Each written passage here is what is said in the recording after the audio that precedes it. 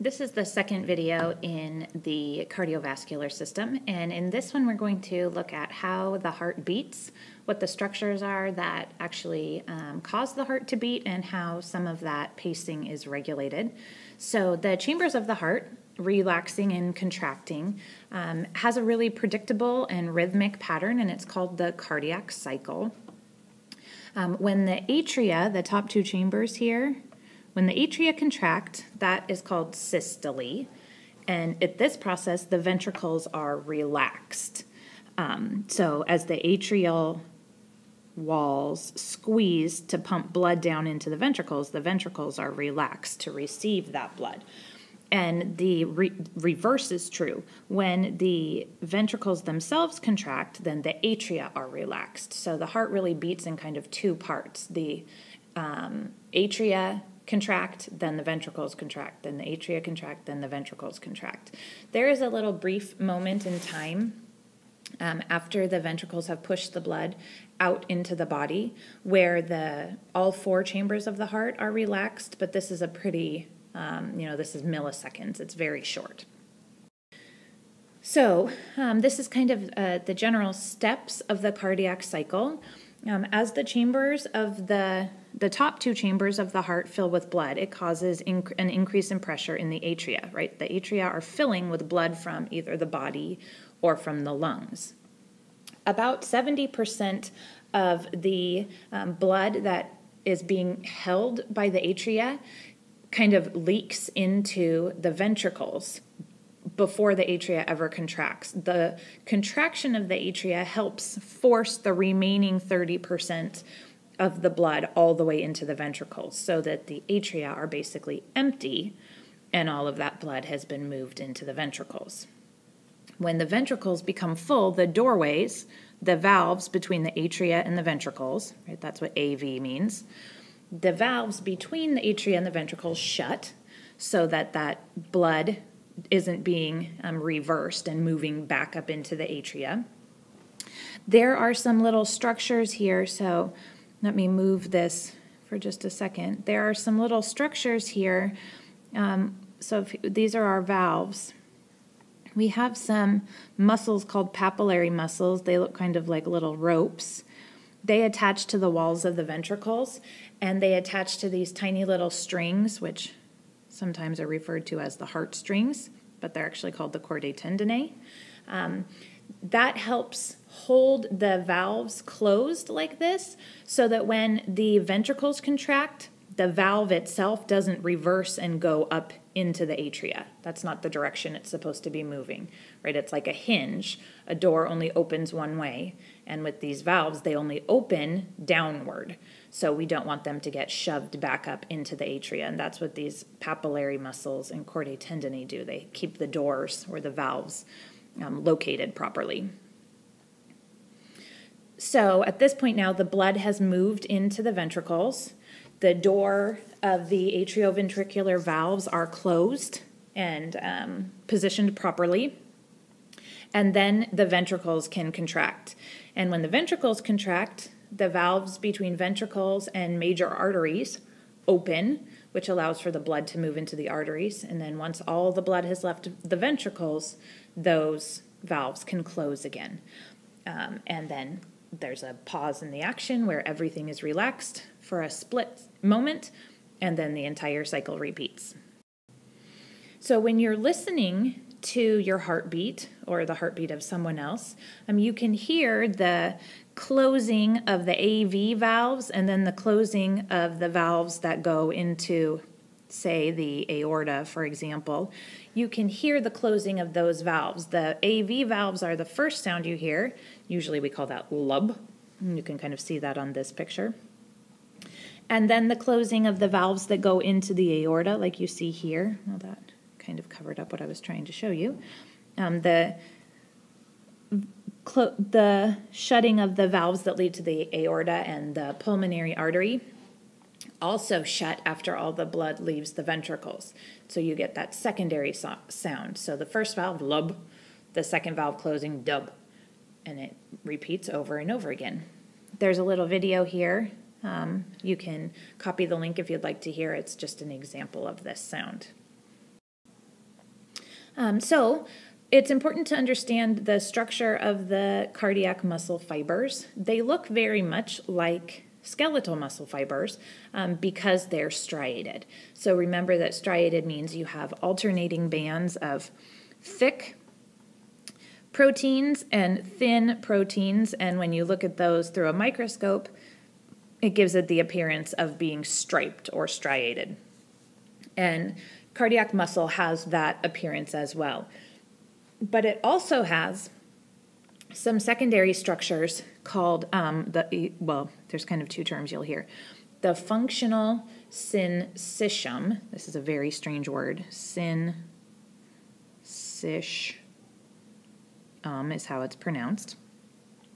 And the functional syncytium contains these little passageways that you could think of that pass through different muscle fibers, sort of like this. They're called intercalated discs.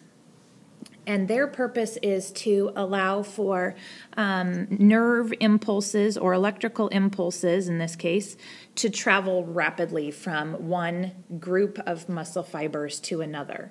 And you can imagine why that would be important, right? You want the electricity going through the heart saying it's time to contract. You want that to be very rapid, and you want it to be well coordinated. And so the presence of the intercalated discs allow for that impulse to travel quickly. So you'll find those, there are two sets of syncytium, and they kind of come together at the base of the atria before we head down into the ventricles. Okay, so we talked a little bit in class, in some of the classes at least, about the starting of a heartbeat, and we talked about the pacemaker.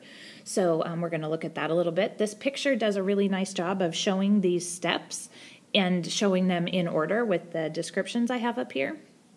So the pacemaker, its scientific name is the SA node, or the sinoatrial node, and it lies just below the layer of connective tissue called the epicardium, which is way up here at the very top of the right atrium. And it is a little group of cells that produces electrical impulses. You can see the way that those impulses spread. They kind of move out and across the right atrium, and there's also a band of impulses that moves here into the left atrium. It takes a little while for the impulse to make it all the way down to this point, which is at the septum, the wall that divides the left and the right sides of the heart. And that's intentional because we want the atria to contract first, and then the ventricles to contract after the fact. So let me go here, same picture.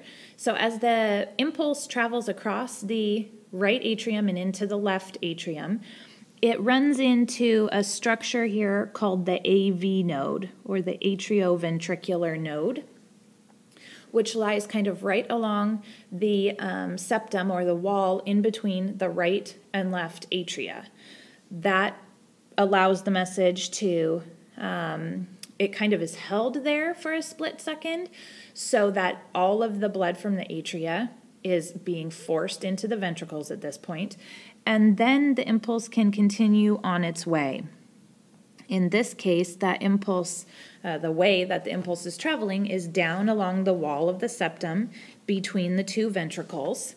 That kind of pathway is called the atrioventricular bundle, or the AV bundle. We use a lot of initials with the heart. And the AV bundle just connects electrical impulses from the atria to the ventricles. As we get down, about halfway down the septum, these start to branch into specific fibers called the Purkinje fibers. And those Purkinje fibers then reverse their direction and they head back up the ventricles. That allows for the impulse to contract from the bottom up, because the blood vessels that are going to carry the blood away come out of the top part of the heart. So the ventricle squeezes from the bottom to force the blood up toward the top. This is just a little bit more detailed picture of some of those structures. Again, here's your SA node or the pacemaker. The impulses travel to the AV node, then down the AV bundle. You can see the bundle branches along here. It looks like little kind of rope fibers, and then the Purkinje fibers, which do the actual contraction.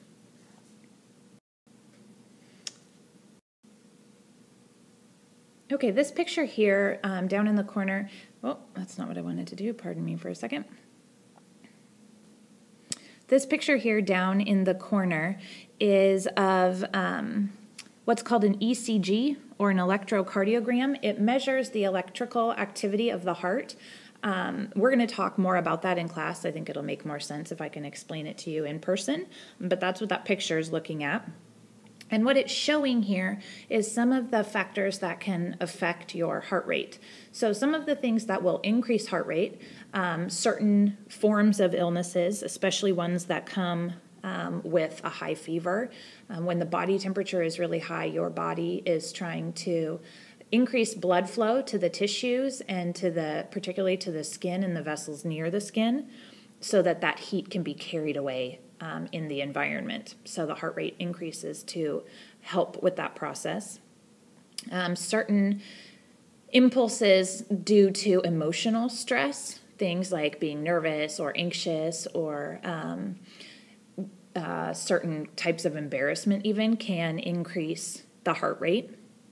Having an excess of calcium in the blood can increase your heart rate, and there's a whole mechanism there that's kind of beyond what we're going to talk about, but it's something that might be interesting. Things that can decrease heart rate are blood pressure increases within the vessels. So if the pressure within your blood vessels is really high, then the body will try to slow down the heart rate to alleviate some of that pressure. Typically, that can be due to things like dehydration, for example, that will make your blood pressure become higher because there's not enough water, and so the blood kind of thickens up a bit. Other impulses like fainting, the blood pressure will decrease. Usually you'll get a blood pressure decrease and then the fainting is a side effect, but it can be the reverse as well. A decrease in body temperature, so maybe in the case of hyperthermia, if you're out in the skiing, for example, and you get lost in the woods and your body temperature starts to get really low, then the heart rate will start to slow down to conserve both heat and to conserve oxygen for the more vital organs. Extra potassium in the blood can also cause a decrease in your heart rate, and again, that kind of goes along with the calcium in the other example, but you can look more into that if that's something that is of interest to you. So at this point, I'm going to ask you to write your summary and bring in some questions for discussion, and then we will talk more about EKGs and ECGs and ways that we can measure your heart rate next time I see you. Thank you.